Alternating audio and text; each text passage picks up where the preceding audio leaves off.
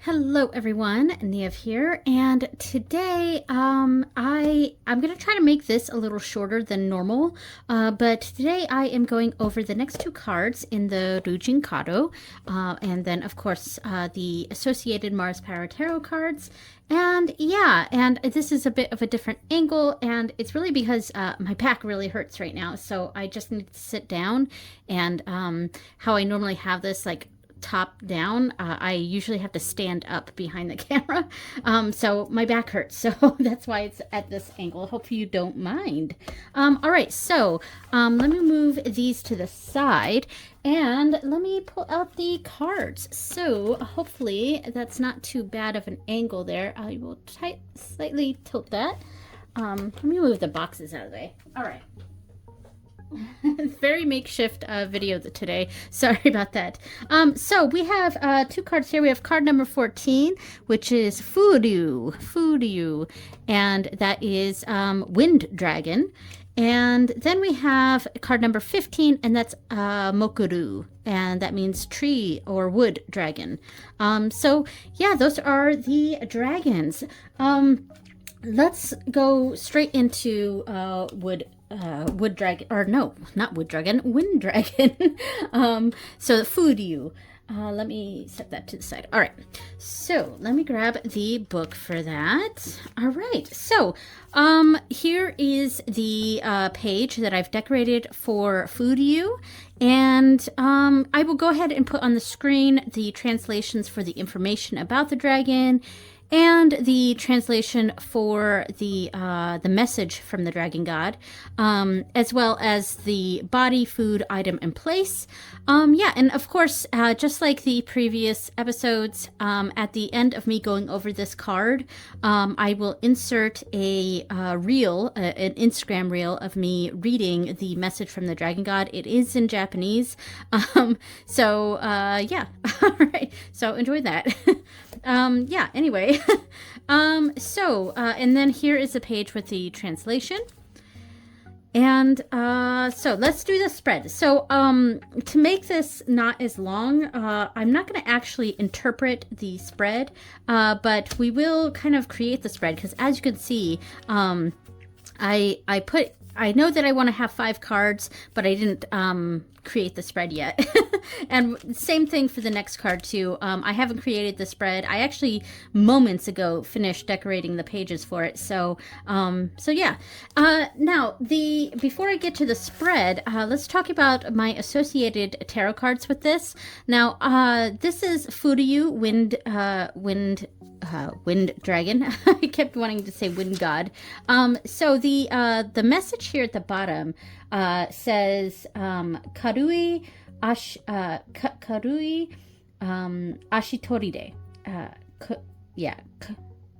Right. Karui ashitoride. Sorry.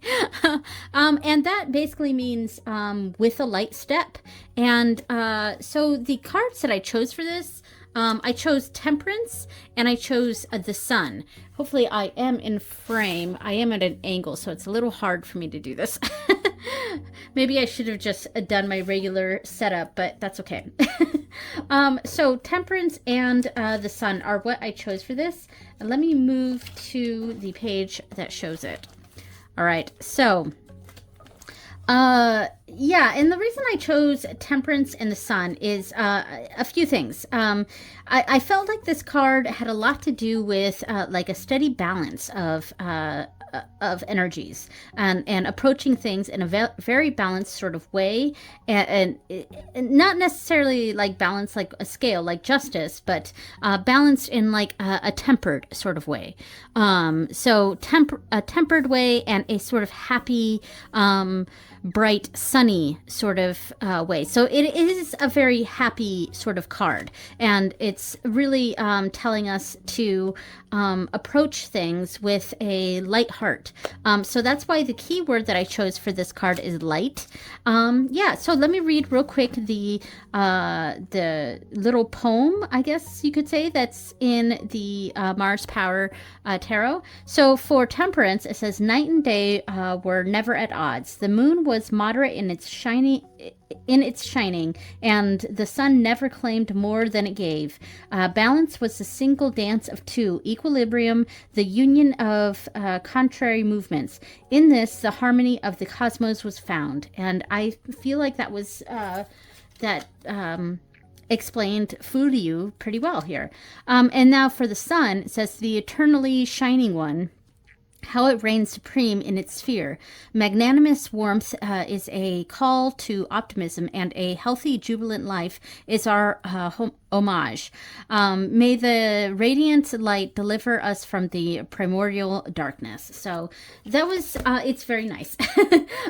So yeah, so let's figure out the spread. And I did choose this layout where I have the Furyu card in the center, and then I have in a clockwise manner, I have 5 cards going around it, like sun rays. Like it could also be like a pentagram, but I was thinking it more like sun rays. So yeah, so let's do that. All right, so let me put the cards to the side. So I have my oh gosh, what's this? Spreadcrafter's Oracle here. And I want to figure out 5, I'm going to pick out 5 cards that I think make sense for this reading. All right, I have this laid out into its different categories: success, expansion, seeker, boundary, shadow work, processing, and light work. And I'm just going to spend a few moments just going through and picking out some cards that I think will be relevant for this. Okay, so I picked out a few cards from each category that I liked, and of course I've got to narrow it down to 5, and sorry I just bumped the camera. One of the ones that really stood out to me the most here was Worldview. I like this one for the first card even. I feel like this could be good for the first card, so I kind of like that one. I do like Compromise because we're talking about a sort of balancing or tempering of energies, and yeah, so I do like Compromise. So this spread is rather positive, but I did pull out one of the shadow work or / negative-ish cards, and that was Triggers, and I thought maybe that would lend the sort of the obstacle of the reading, what we are overcoming. So I have intention here, but I think I'm gonna say no on that one. So I've already narrowed that one off. So the success category: practice, navigate, innovate. I don't like any of those. I don't think any of those work. Manifest, I'm gonna say no. Reframe, I thought was good. And then I have a few cards from the light work category, and I kind of like all of these. So we have Trust, which is good, Potential, and Purpose. Let's see. If I start with Worldview and Potential, and let's see, Triggers, and let's see, Reframe is good, better than Compromise, I think, in this way. And then Trust, that's pretty good. So we've got a worldview, your point of view, the perspective, your opinions, and your attitude. It's kind of how we're coming into this, sort of where we're coming from. And then the potential of the situation, whatever it is. And then here, it's like potential triggers, things that could come up that might trigger us in some way. Reframing that and then trusting the process. That one I kind of like. I think this is the layout we're going to go with. All right, so let me make sure I am in frame here. We're going to put this in the center. Then worldview, potential, triggers, reframe, and trust. I think I like that. All right, so that is the spread, and I will later on fill out that information here. So in the previous videos, I pulled out a sample reading of this, and I could really quickly lay down some cards, but I'm not going to read it. Okay, I laid out just a little sample reading. I'm not really gonna read this, but it is funny. Like I got like some heavy cards on this. Yeah. So like worldview, we have the Tower, so like a shakeup of some sort, and then potential. We've got the Seven of Cups, so all sorts of different options. Triggers, we have the Hangman, so a fear of stagnation probably, or being stuck and unable to move, especially if what we're wanting here is a total shakeup of something. That makes sense that we wouldn't want that. And then reframe that, taking when we find ourselves in this stagnant view or position, reframing it by just moving forward and like we have those the steps put into place and we just need to step forward. So that's kind of how I would read that. And then finally, trust. We got the 10 of Swords, like, wow. And I guess in this particular reading, I would read the 10 of Swords as, I mean, it is pretty similar to that Tower sort of energy, where it is like the absolute bottom, but there's no way, no place else to go but up from there. And so I think that's the sort of the trust process, that even when it gets to the low points, it will get better. And considering that in this particular reading we want the Tower, yeah, that makes sense that the 10 of Swords would be the trust part. All right, so that was the sample reading there. I'm now going to add in the reel of me reading in Japanese. This is the message from the Dragon God, and this is from my Instagram. I'm learning Japanese, so I do reels like every other week-ish, and I'm reading the message from the Dragon Gods, so please enjoy. Hi everyone, Niev here, and today we're going to read card number 14, and this is Ryuu.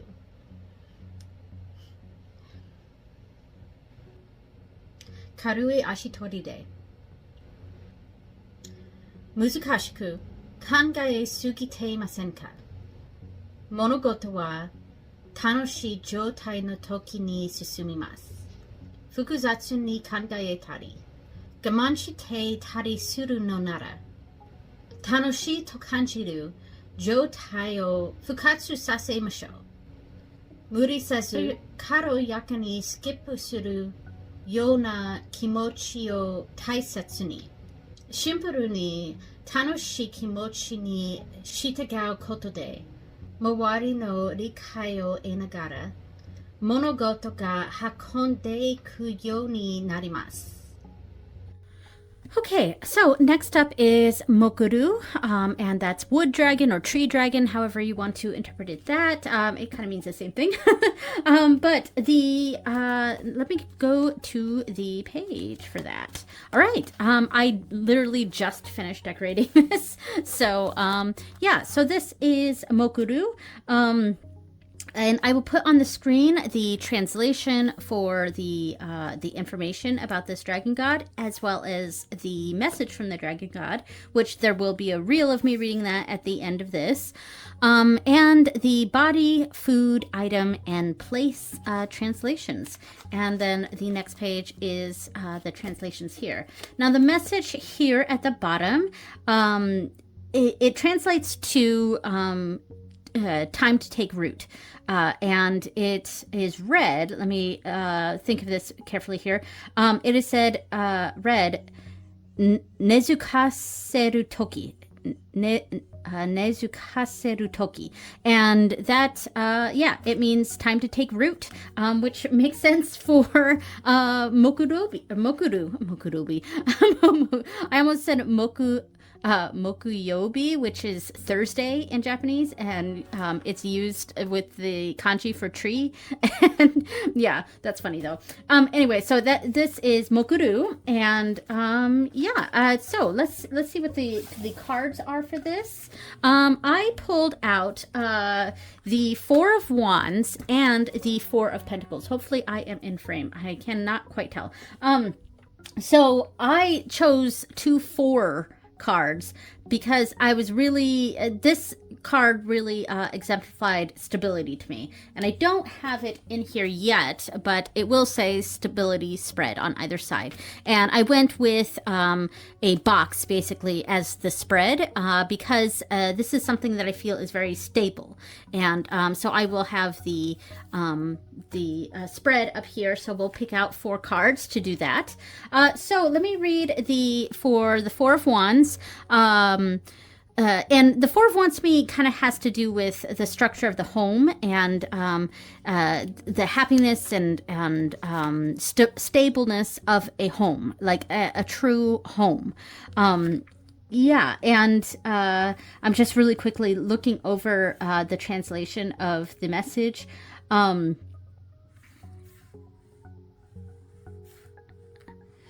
Yeah, it like the card really had a lot to do with rooting down and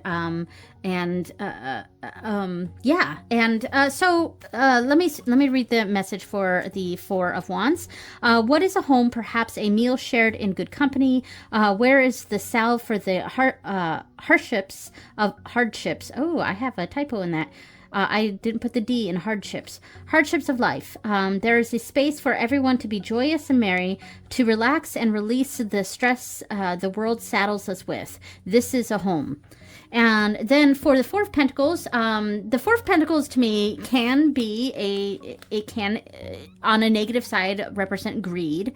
And it's sort of, to me, it's an immovable sort of energy. It is really hunkered down in one spot. And that can be a good thing or a bad thing. It could, conserving your items, your energy, things like that are a good thing. Or it can lead to things like greed, which is the first word in the poem here. Greed is blasphemous to the human spirit. No amount of control or hoarding will exonerate the self-obsessed. So yeah, that was quite a, I guess, negative take of the Four of Pentacles. But for me, it can also be about conserving your resources, which I felt like both of those sorts of energies fit with Moku. So let's pick out a reading for this card. I'm going to go ahead and go through those piles again and pick out some of my favorite cards for this. Okay, I picked out some of my favorite cards from here, and we can sort of narrow it down from here. I actually picked a lot from the shadow work section. I thought projection was pretty good because this is a spread that's all about like keeping things contained. So there was a sense of how have your internal problems and emotions been projected onto something or someone outside of you? So it's kind of projecting outside that box. So I thought maybe that could be good. Then there was fear. What are you afraid of? Maybe. Limiting beliefs I thought was pretty good because we are talking about a box here. And of course, these are all on the negative side or, the shadow worky side.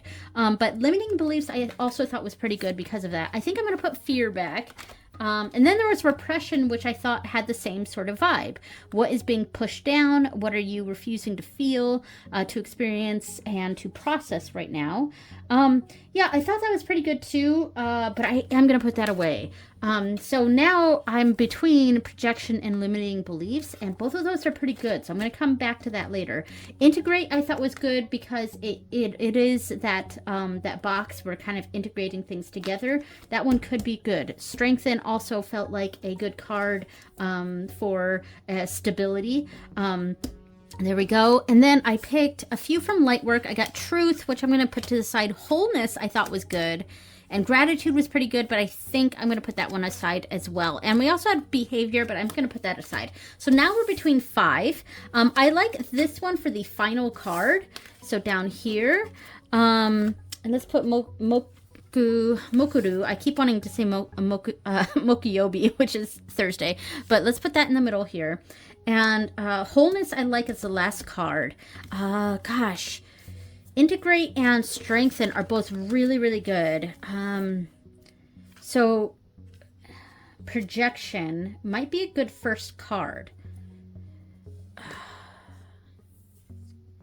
And Projection and how to integrate into the box, basically. 2 and then 3, strengthen and then become whole. But I kind of like limiting beliefs too. I think I'm going to stick with this. I think this makes sense. So here is the spread. First card is projection. So of course, it really depends on what the spread is about. But in general, it's a what are you projecting out from your box, from your place of stability? What are you projecting out? And how to integrate what we find into ourselves, into our box, to take root, and how to strengthen that, and then have a sense of wholeness. So yeah, I think that one's pretty good. I'm gonna lay out a very quick sample reading. Yeah. All right, here's my quick little sample reading here. And for projection, I pulled out the Queen of Wands, which is funny because that is my significator card. So it is sort of funny to see that. And it's kind of what I'm projecting out to the world. And this isn't a reading for me, but like, you know, it is funny to get my significator card, especially for a position that is showing the person. But, you know, it's a sense of... in general, confidence or passion, yeah, a strong sense of creativity, those sorts of energies, maybe an intensity, if we're trying to look at something that's a little bit negative. So that is a projecting out from the box. And to integrate, we have the King of Swords. So it's kind of like two different personalities, and it's sort of that taking that logical, you know, intellectual aspects, that wanting to integrate those into the box and to take root with the Three of Pentacles. It's taking those two personalities and sort of building together upon that.